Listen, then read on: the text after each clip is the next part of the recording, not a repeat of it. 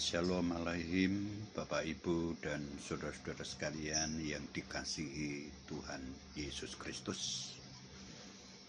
Selamat berjumpa kembali di dalam acara renungan di pertengahan minggu kita. Baiklah, kita akan mengawali lebih dahulu dengan berdoa.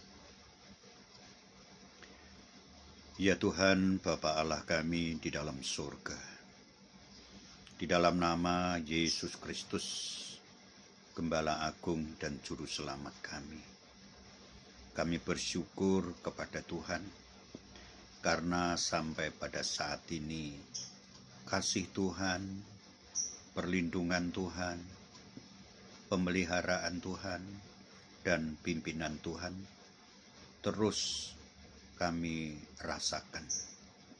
Semua hanya karena kemurahan Tuhan. Tuhan Yesus, sebentar lagi kami akan mendengar sebagian dari kebenaran firman Tuhan. Tuhan Roh Kudus, urapi pemberitaan firman-Mu, urapi semua yang mendengarkannya, agar firman itu menjadi rema bagi kami semuanya, yang menuntun, yang menguasai setiap langkah hidup kami. Kami berdoa dan mengucap syukur di dalam nama Tuhan Yesus Kristus. Amin. Saudara-saudara sekalian yang diberkati oleh Tuhan, marilah kita bersyukur kepada Tuhan karena kasih-Nya yang begitu besar kepada kita semua, di mana Tuhan masih memberikan kepada kita kesempatan untuk kita menerima sebagian dari firman Tuhan. Sebagai umat Kristiani, pengikut-pengikut Kristus, maka kita menyadari hari-hari ini adalah merupakan hari pra-Paskah. Dan tentunya hari-hari ini menjadi hari-hari yang begitu sangat bermakna bagi kita semua orang-orang Kristiani.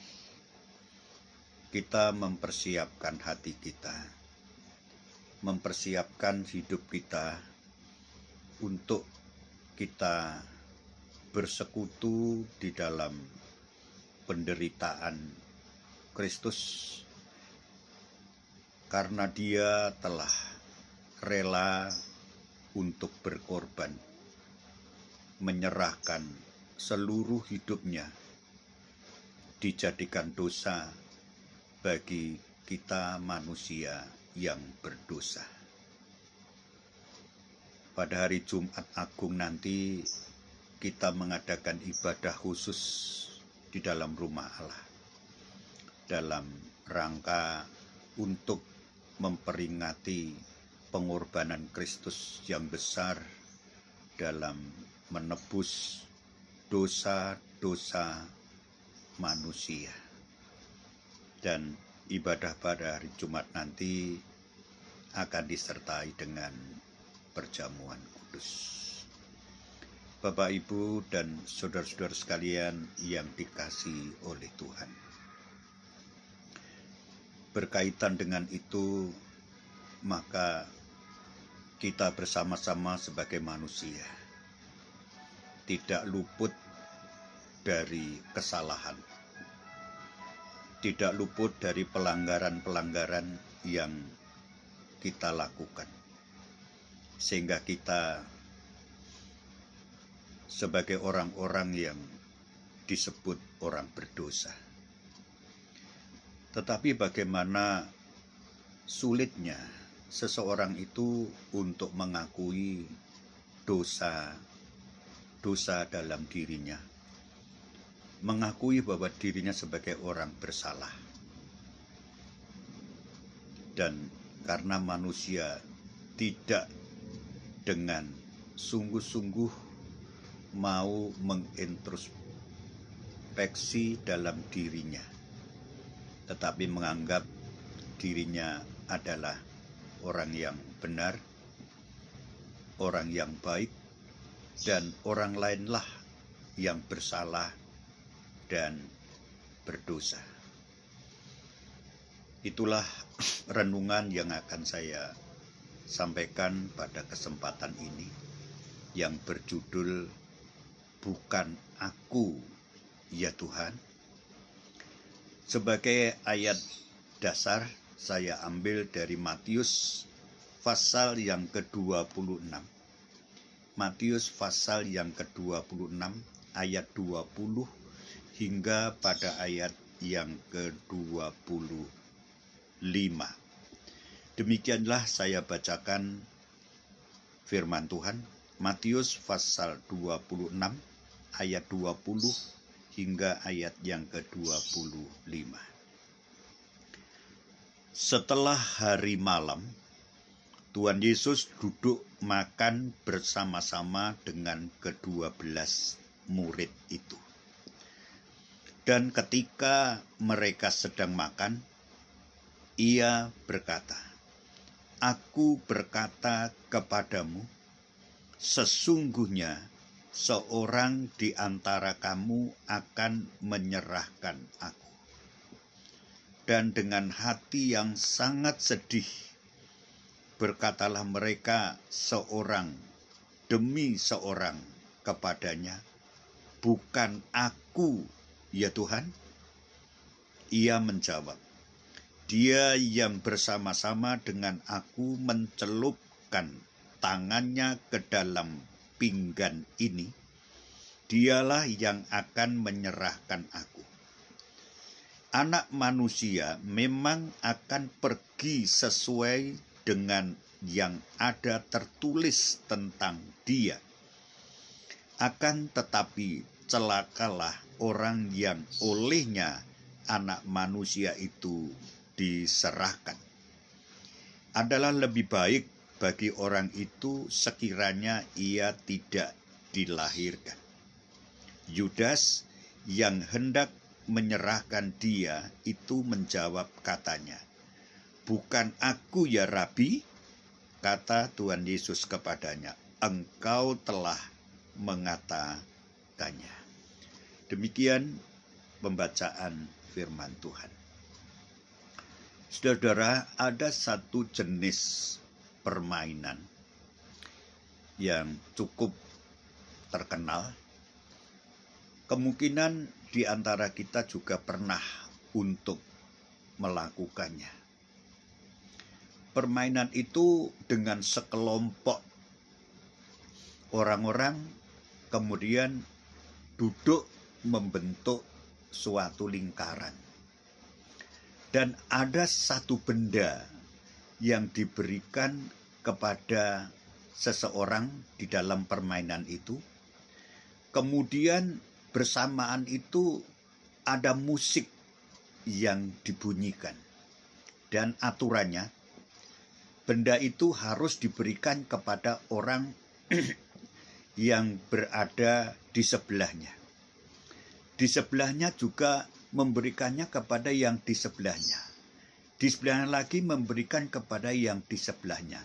Jadi terus benda itu pindah dari satu tangan ke tangan yang lain, dari satu tangan ke tangan yang lain, berputar terus.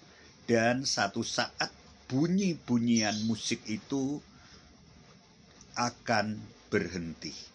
Ketika bunyi-bunyian musik itu berhenti, maka siapa yang memegang benda itu akan kena hukuman. Dan di sini serunya. Ya. Dia harus keluar dari lingkaran itu. Tetapi apa yang terjadi? Ketika dia menerima benda dari tangan kawan yang lain, ternyata walaupun musik itu sudah berhenti, dia ingin memberikannya kepada orang lain yang di sebelahnya. Nah, tentu saja orang lain akan menolaknya.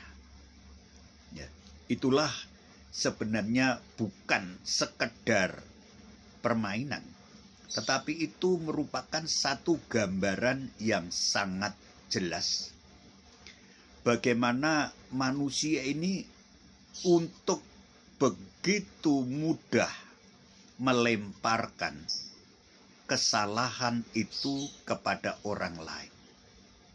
Melemparkan tanggung jawab itu kepada orang lain. Ya, dia tidak mau memegang benda itu.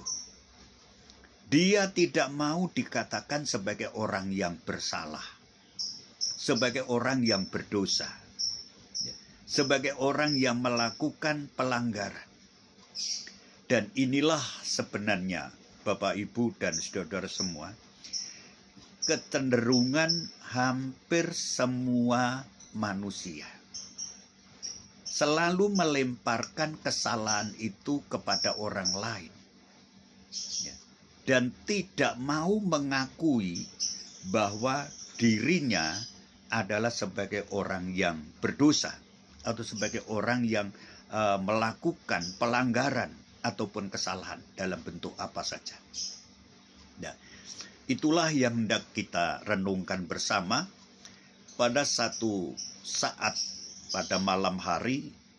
Tuhan Yesus secara khusus mengajak makan bersama-sama dengan murid-muridnya dalam satu meja. Ke-12 muridnya diajak makan. Itu merupakan kesempatan yang terakhir di mana Tuhan Yesus dan murid-muridnya bersekutu makan bersama sebelum penyaliban ataupun kematiannya. Kemudian di tengah-tengah acara makan bersama itu, Tuhan Yesus sang guru itu mengatakan, salah satu di antara kalian akan menyerahkan aku. Jelas itu dikatakan, ya, sesungguhnya seorang di antara kamu akan menyerahkan aku. Lah tentu kata-kata yang diucapkan Tuhan Yesus ini menimbulkan begitu tanda tanya yang besar dalam 12 murid itu. Ya. Mereka saling mencurigai. Mungkin Petrus mengatakan, paling Yohanes itu yang akan menyerahkan. Ya mungkin Yohanes juga mengatakan, paling-paling Yakobus yang akan menyerahkan. Kemudian Filipus mungkin mengatakan, Petrus itu paling akan menyerahkan Tuhan. Jadi saling melempar, saling menuduh, saling menyalahkan orang lain. Bukannya introspeksi dirinya sendiri, tetapi saling menyalahkan satu dengan yang lain.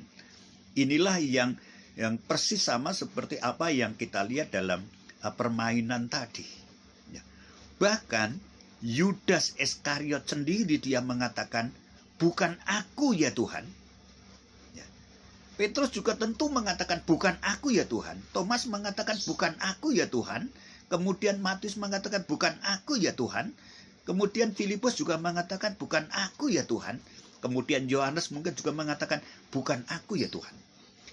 Jadi di antara seluruh murid itu, 12 murid itu, tidak ada satu orang pun, satu murid pun yang mengakui akan kesalahan, yang mengakui akan dosanya. Inilah kecenderungan manusia. Manusia selalu menganggap dirinya itu tidak bersalah. Manusia selalu menganggap dirinya itu adalah orang benar. Dan manusia selalu cenderung orang lainlah yang bersalah. Orang lainlah yang berdosa. Orang lainlah yang melakukan pelanggaran. Tidak ada manusia yang mengakui dirinya sebagai orang berdosa. Bapak, Ibu, dan saudara-saudara sekalian yang dikasihi Tuhan Yesus Kristus. Alkitab dengan jelas mencatat, menulis dalam suratan Roma dikatakan semua orang sudah berbuat dosa. Kata Rasul Paulus, semua orang sudah berbuat dosa. Tidak hanya dikatakan semua orang berdosa, tetapi semua orang telah berbuat dosa. Tidak ada seorang pun yang benar di hadapan Allah. Tetapi manusia selalu mengatakan, bukan aku, ya Tuhan, yang berdosa. Bukan aku, ya Tuhan, yang bersalah. Itulah pengakuan-pengakuan manusia. Kita lihat saja bagaimana ketika kejatuhan manusia pertama di Taman Eden. Ketika Tuhan tanya kepada Adam, Adam, apakah engkau yang sudah makan buah pengetahuan baik dan jahat? Adam mengatakan, perempuan yang engkau tempatkan di sisiku itulah yang memberi aku buah itu lalu kumakan. Adam melemparkan kesalahannya kepada Hawa. Kemudian Hawa ditanya, apakah engkau makan buah itu, Hawa? Dia katakan, ular iblis itulah yang memperdaya aku, sehingga aku mengambil buah itu dan kumakan. Inilah saling melemparkan kesalahan, saling melemparkan dosa. Tidak ada yang mengakui dosanya sendiri. Padahal tidak ada satu manusia pun yang benar di hadapan Allah. Semua orang telah mewarisi dosa dari Adam dan Hawa, dan semua orang telah melakukan banyak pelanggaran dan dosa.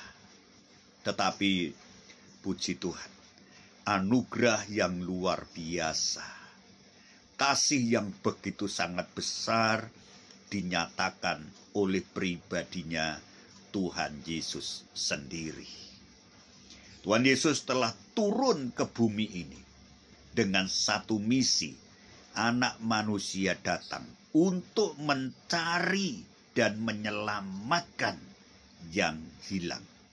Anak manusia datang bukan mencari orang yang benar, karena tidak ada satu orang pun yang benar, tetapi mencari orang yang berdosa untuk bertobat. Sampai-sampai Tuhan Yesus pada Jumat Agung nanti akan kita sama-sama peringati, menyerahkan nyawanya di kayu salib untuk menanggung, memikul dosa-dosa manusia. Siapa yang percaya kepadanya, siapa yang mengaku dosanya, ia akan memperoleh pengampunan. Bagaimana untuk memperoleh pengampunan dari Tuhan? Langkah pertama, akuilah bahwa dirimu, bahwa diriku, siapapun secara tulus, secara jujur di hadapan Tuhan, aku orang berdosa. Akulah orang berdosa. Seperti pemungut cukai itu di dalam Injil Lukas pasal yang ke-18 pada ayat yang salah satu ayat dikatakan di sana. Dia mengakui, kasihanilah aku orang berdosa ini. Puji Tuhan. Pengakuan yang tulus, pengakuan yang jujur. Seringkali kita adalah orang-orang yang terus-menerus menganggap diri kita sebagai orang yang benar. Padahal kita tidak benar, kita orang berdosa. Kita sudah banyak berbuat dosa, tapi kita cenderung untuk menutupi dosa-dosa kita. Amsal Soleman, Amsal Salomo mengatakan, orang yang menyembunyikan dosa pelanggarannya tidak akan beruntung. Tapi siapa yang mengakui dan meninggalkannya, ia akan dikasihani Tuhan. Ia akan dikasihi oleh Tuhan. Mengakui dosanya dan meninggalkannya, ia akan memperoleh belas kasihan dari Tuhan. Jangan menutupi, Bapak Ibu, jangan kita menyembunyikan dosa kita. Kalau kita menyembunyikan dosa kita melakukan satu kesalahan, kemudian kita sembunyikan, itu sudah berdosa lagi. Kemudian orang lain tahu bahwa kita melakukan kesalahan. Kemudian kita mendekati orang itu dan kita mengatakan, kamu jangan mengatakan kepada siapapun akan apa yang kulakukan ini. Ya. Kemudian dia sudah mengancam orang lain. Satu dosa melahirkan dosa yang lain. Kemudian kalau orang itu masih belum mau tutup mulut, kita akan menyuap dia. Ya. Menyuap supaya dia tidak akan menceritakan dosa itu kepada orang lain. Melahirkan dosa lagi. Ya. Kemudian kalau orang itu tidak mau tutup mulut, maka kita akan melakukan dosa yang lebih besar, yaitu membunuh orang itu. Perhatikan, orang yang menyembunyikan kesalahannya, menutupi dosa-dosanya, ia akan melahirkan dosa lagi, bahkan pada akhirnya dosa yang besar yang dia lakukan. Itulah satu kehidupan yang tidak akan pernah memperoleh pengampunan dari Tuhan karena menyembunyikan dosa-dosanya, menutupi dosa-dosanya. Walaupun Tuhan Yesus sudah mati di atas kayu salib, menumpahkan darahnya, menyerahkan nyawanya untuk pengampunan dosa. Kalau kita tidak mengakui dosa-dosa kita secara jujur dan bersungguh-sungguh, kita tidak memperoleh pengakuan apapun, pengampunan apapun. Ya. Darah Tuhan Yesus tidak akan menyucikan hidup kita. Ya. Kalau kita tidak mau mengakui dosa dan kesalahan diri kita sendiri. Marilah kita tidak perlu mengatakan, bukan aku ya Tuhan yang berdosa, ya. Bukan aku ya Tuhan yang bersalah. Tetapi mari kita akui, kita katakan, Tuhan, akulah orang yang berdosa itu. Mari kita menjadi seperti anak bungsu, ya, yang telah berdosa terhadap bapaknya, tetapi akhirnya insaf, dia sadar, kemudian kembali kepada bapaknya dengan ketulusan, dengan kerendahan hati, dengan penyesalan, dengan pertobatan. Dalam Injil Lukas pasal 15 ini, ya, dia katakan, Bapa, aku sudah berdosa terhadap sorga dan terhadap Bapa. Aku tidak layak lagi disebut sebagai anak Bapa. Jadikan aku salah seorang hamba saja. Artinya apa di sini? Anak bungsu itu benar-benar mengakui dosa, kesalahan, pelanggarannya secara tulus dan rela menerima hukuman apapun yang akan dijatuhkan oleh bapaknya. Inilah satu contoh yang sangat baik di dalam hidup kita. Ya. Jangan katakan bukan aku ya Tuhan, tetapi akulah Tuhan orang yang berdosa itu.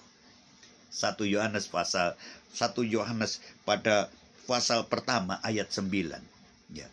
Kalau engkau mengaku dosamu, Ia setia dan adil yang akan mengampuni, menyucikan dosamu dan segala kejahatan.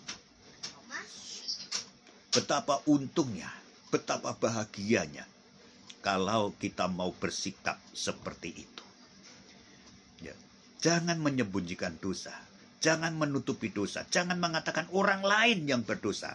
Tapi mari kita katakan dengan tulus, dengan jujur, dan dengan penyesalan, dengan pertobatan. Akulah yang berdosa, akulah yang salah, akulah yang melakukan pelanggaran.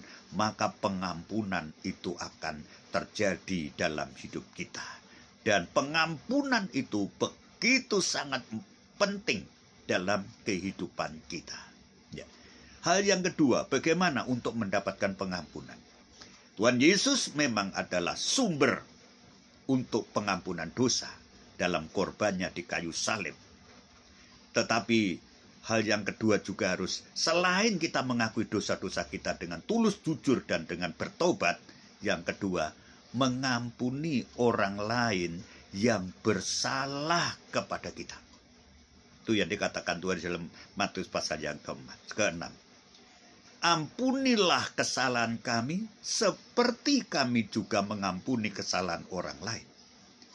Kemudian Tuhan katakan, barang siapa yang tidak mengampuni kesalahan orang lain, Bapamu di surga juga tidak mengampuni kamu. Jadi ada dua langkah untuk memperoleh pengampunan dari Tuhan. Ya. Pertama, mengakui secara jujur, tulus, penuh penyesalan dan pertobatan. Akulah orang yang berdosa itu. Ya. Kemudian langkah yang kedua, ya, mengampuni orang lain yang bersalah kepada kita. Maka pengampunan itu sepenuhnya akan terjadi dalam hidup kita. Kita disucikan, kita dibasuh hidup kita dari semua dosa-dosa dan kejahatan. Dan setelah itu akan terjadi pemulihan yang luar biasa. Kita akan dipeluk oleh Tuhan menjadi anak yang disayangi. Kita akan dipeluk oleh Tuhan menjadi anak yang akan menerima hak-hak, ya, perjanjian-perjanjian Allah. Segala anugerah akan dilimpahkan kepada kita. Pemulihan hubungan dengan Allah, pemulihan hubungan dengan orang lain akan terjadi. Betapa bahagianya hidup dalam keadaan seperti ini. Jangan katakan bukan aku ya Tuhan yang berdosa. Tetapi mari kita katakan akulah Tuhan orang yang berdosa itu. Dan Tuhan akan mengulurkan tangannya, memberkati kita semuanya. Tuhan Yesus memberkati kita. Amin. Mari kita tunduk kepala. Terima kasih Bapa Allah kami di dalam surga untuk kebenaran firman-Mu. Ampuni dosa kami, seringkali kami menyembunyikan, menutupi dosa-dosa kami. Tapi lewat kebenaran firman-Mu, kami mengakui Tuhan, akulah orang yang berdosa itu. Bukan orang lain, bukan siapa-siapa, tapi akulah. Terima kasih, ajar kepada kami juga mengampuni, memaafkan orang yang bersalah kepada kami. Berkati semua orang yang telah mendengar kebenaran firman-Mu ini. Biar mereka diterangi hati dan pikirannya dan hidupnya. Sehingga menjadi insaf bersama-sama. Terima kasih. memberkati seluruh jemaat GBPS Philadelphia Wage, semua dilindungi, dipelihara, diberkati, dan diubahkan semuanya menjadi jemaat yang menyukakan hatinya Tuhan dan menjadi berkat bagi banyak orang. Terpujilah nama Tuhan, dalam nama Tuhan Yesus. Haleluya. Amin. Selamat Tuhan memberkati kita semuanya. Amin.